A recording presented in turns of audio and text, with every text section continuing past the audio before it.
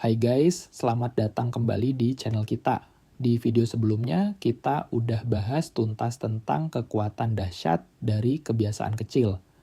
Bagaimana perubahan 1% setiap hari bisa berdampak luar biasa dalam hidup kita. Tapi aku tahu persis apa yang sekarang lagi kalian pikirkan. Teorinya keren banget, tapi gimana sih caranya tetap konsisten melakukan hal kecil itu hari demi hari? Ketika semangat sudah jeblok, ketika motivasi udah kering kerontang, dan rasa malas datang menghadang, jika itu yang kamu rasakan, tenang, kamu nggak sendirian. Itu adalah perjuangan semua orang, termasuk aku dulu. Nah, video ini adalah jawaban detailnya.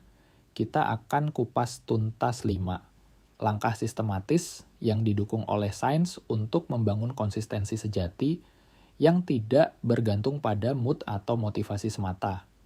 Langkah-langkah ini akan membangun sebuah sistem autopilot dalam dirimu.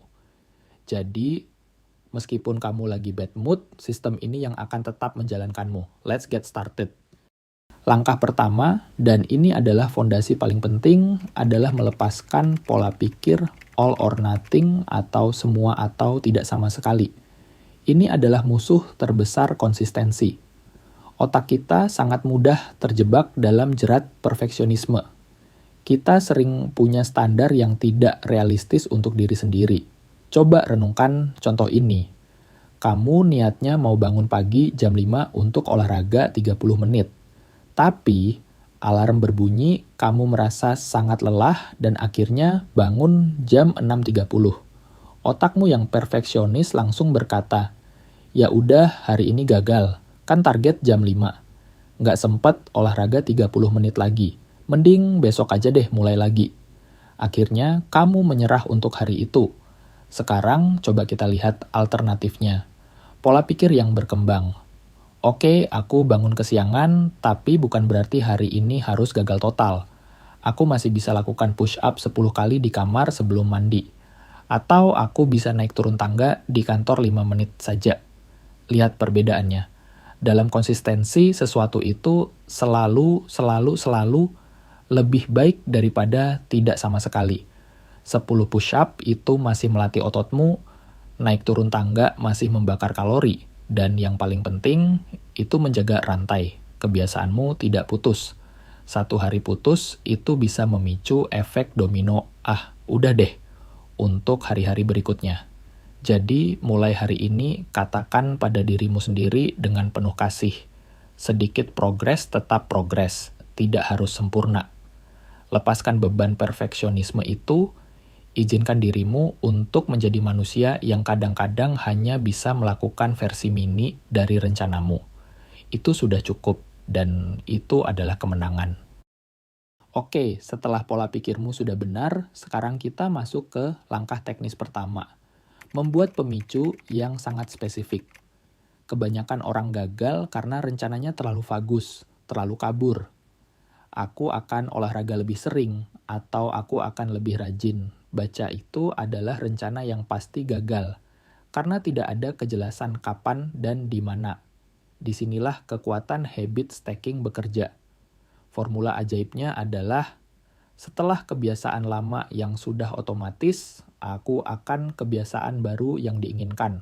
Mengapa ini bekerja? Karena kamu memanfaatkan rutinitas yang sudah mendarah daging dalam otakmu sebagai jangkar untuk kebiasaan baru. Otakmu tidak perlu mengeluarkan energi mental ekstra untuk memutuskan kapan harus melakukannya. Itu sudah terjadwal secara otomatis. Mari kita lihat contoh konkret. Setelah aku membuka mata dan duduk di tempat tidur di pagi hari, aku akan minum 1 gelas air putih yang sudah disiapkan di meja samping tempat tidur. Setelah aku duduk di kursi kerja jam 9 pagi dan menyalakan komputer, aku akan membuka aplikasi Notes dan menulis 1 paragraf jurnal. Setelah aku pulang kerja dan melepas sepatu, aku akan langsung berganti pakaian olahraga dan melakukan peregangan 2 menit. Coba kamu perhatikan. Pemicunya sangat jelas dan spesifik. Tidak ada ruang untuk kebingungan. Latihan untuk kamu. Pikirkan 1 kebiasaan lama yang sudah kamu lakukan setiap hari tanpa berpikir. Misalnya, buat kopi, gosok gigi, buka HP, dan tempelkan kebiasaan baru kecil di belakangnya. Langkah ketiga ini adalah rahasia yang paling sering diabaikan, padahal dampaknya luar biasa powerful. Mendesain lingkunganmu. Percayalah, konsistensi itu bukan hanya soal tekad dan kemauan keras. Itu adalah pertarungan antara keinginan jangka panjangmu dengan godaan instan di sekitarmu. Willpower itu seperti otot, dia bisa lelah. Daripada mengandalkan willpower yang bisa habis, lebih baik kamu mendesain lingkunganmu agar mendukung goalsmu. Prinsipnya sederhana. Buatlah kebiasaan baik menjadi mudah sekali untuk dilakukan, dan buatlah kebiasaan buruk menjadi sulit untuk dilakukan. Mari kita lihat contoh nyata. Mau rajin olahraga? Jangan simpan sepatu olahraga di dalam box di lemari. Taruh sepatu olahragamu persis di depan pintu kamar tidur, atau bahkan di samping tempat tidur. Sehingga hal pertama yang kamu lihat pagi hari adalah itu. Mau mengurangi doom scrolling sosial media. Log out dari semua akunmu setiap kali selesai pakai. Halangan kecil seperti harus memasukkan password lagi seringkali cukup untuk menghentikanmu dari scroll tanpa pikiran. Atau uninstall aplikasinya dari HP dan hanya buka via browser yang lebih ribet. Mau makan lebih sehat, taruh mangkuk berisi buah-buahan segar di meja makan atau di tengah kulkas yang mudah terlihat. Sebaliknya, simpan camilan tidak sehat, chips coklat di lemari paling atas atau paling belakang yang sulit dijangkau. Mau rajin membaca, taruh buku yang ingin kamu baca di atas bantalmu setiap pagi. Jadi, sebelum tidur, kamu harus memindahkannya, dan itu adalah pengingat visual yang sempurna. Kamu sedang berbicara dengan otak bawah sadarmu melalui lingkungan. Setiap kali kamu melihat sepatu olahraga itu adalah isyarat visual. Setiap kali kamu harus login ulang, itu adalah friction, gesekan yang kecil. Desain lingkunganmu untuk menjadi sekutu terbaikmu, bukan musuh dalam selimut. Langkah keempat adalah tentang mengatasi hambatan terberat, rasa malas untuk memulai. Pernah dengar hukum fisika tentang inersia? Benda yang diam cenderung tetap diam. Nah, otak kita juga begitu. Memulai adalah bagian tersulit. Untuk melawannya, kita menggunakan aturan 2 menit. Prinsipnya adalah versi mini dari kebiasaan barumu harus bisa dilakukan dalam kurang dari 2 menit. Tujuannya bukan untuk menyelesaikan semuanya, tapi hanya untuk memulai dan mengatasi inersia itu. Ini contoh mengubah goal besar menjadi ritual 2 menit. Yang pertama, kalau goal, lari 5K. Ritual 2 menit, memakai sepatu lari dan keluar rumah. Goal, bersih-bersih seluruh rumah. Ritual 2 menit, menyapu lantai kamar mandi selama 2 menit. Goal, baca 1 buku per minggu. Ritual, 2 menit, baca 1 paragraf. Goal, meditasi 20 menit. Ritual 2 menit, duduk diam dengan mata tertutup dan tarik napas dalam 3 kali. Keajaiban dari aturan ini adalah, seringkali setelah kamu memulai, kamu akan melanjutkannya. Karena inersia sudah terpecahkan. Tapi, bahkan jika kamu hanya melakukan 2 menit itu saja, kamu sudah menang. Kamu sudah berhasil menjaga rantai konsistensimu tidak putus untuk hari itu. Kamu sudah melakukan versi minimalisnya, dan itu jauh lebih baik daripada 0. Langkah kelima dan terakhir adalah tentang penguatan positif dan bukti visual. Otak kita sangat mencintai penghargaan dan melihat progres. 2 hal ini akan memberi dopamin hit yang membuatmu ketagihan untuk konsisten. Pertama, beri reward segera. Setelah kamu menyelesaikan kebiasaan kecilmu, akui pencapaian itu. Jangan anggap remeh. Beri dirimu self high five, bilang, yes, aku hebat, di dalam hati, atau berikan senyuman pada dirimu sendiri di cermin. Rasakan perasaan bangga itu sesaat. Ini seperti memberi hadiah kecil untuk otakmu, sehingga ia mengasosiasikan kebiasaan baik itu dengan perasaan senang dan ingin mengulanginya.